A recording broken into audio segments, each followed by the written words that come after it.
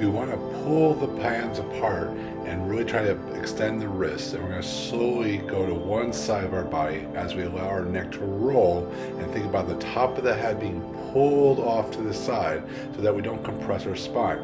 We're looking for areas of range of motion that feel restricted and breathing through them.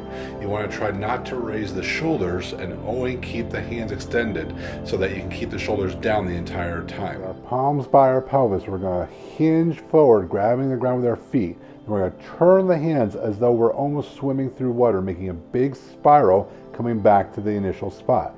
We want to do a big inhale as we reach out and then exhale as we bring the arms around. As your mobility improves, you want to make sure to grab your hands all the way back around the body, almost as though you're going way behind the body in order to create that spiraling action. Think about curling out through the pinky as you go through both the push and the pull back in.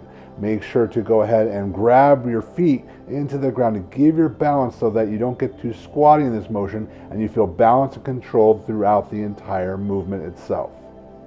With the feet about shoulder width apart, you're going to pivot one side as you go ahead and spiral one arm, turning upon the other arm.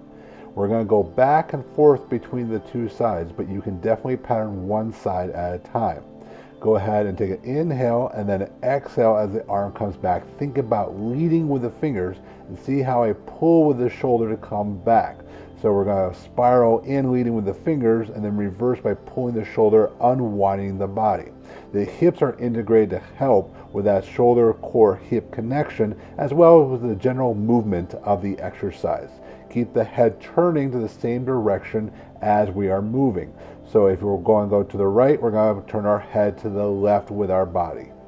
Deep breath in, allowing the arms to float up and cross one leg behind, pressing with the ball of foot. Tuck one hand behind the back, reaching over the top of the head, pushing through both feet to keep your stability and balance. You're trying to exhale through the movement. Inhale as you come back to the middle, exhale as you come back down. You can pattern one side at a time if it's easier, but here I am alternating sides as well. Again, looking up at the hand, exhaling as you reach over the body. It's important to make sure you have the stability coming from the feet and allow yourself to breathe into that range of motion because you're going to be a little bit unstable. This is going to open up that lateral chain more fully as you perform the movement. In our horse stance position, we're going to bring the arms crossed in front of the body. We're going to sink down in the stance and we're going to pull one arm back with the elbow coming back. The other palm is going to push away. The key is not to rotate the torso as you perform the movement. Then you're going to exhale, inhale, bring the arm in, exhale, then inhale as you sink to the other side. You don't want to pull the arm back behind you. You want to be purely lateral to your body, then exhale on the arm to float out and away.